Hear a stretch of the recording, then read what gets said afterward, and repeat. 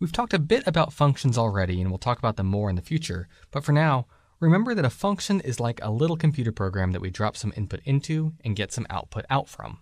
If that output is a Boolean, meaning if that output is a true or false variable, then we can actually use the output of that function in a conditional statement.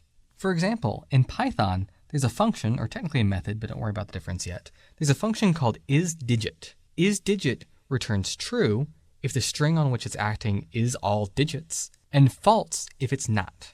So for example, the string 12345 on line 1 would be an example of a string that is all digits, and the string ABCDE on line 2 will be an example of a string that is not all digits. Note that we haven't seen this syntax very much before. For now, all you need to know is that when called this way, isDigit is a function that acts on my numeric string. When called this way, isDigit is a function or a method that acts on my non-numeric string. It's as if these variable names were just inputs into those functions. So in line 5, for example, isDigit will return true if my numeric string is a string that is completely composed of digits, which we see that it is.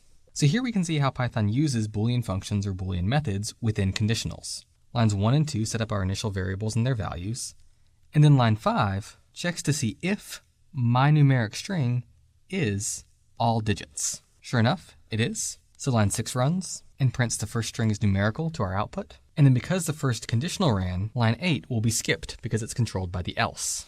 Line 10 basically does the opposite. It checks to see if non-numeric string is all digits, but again, it's not. It's ABCDE. So because that's false, line 11 is skipped. And because all previous conditionals, or the one previous conditional, were false, the else will actually run, and line 13 will execute.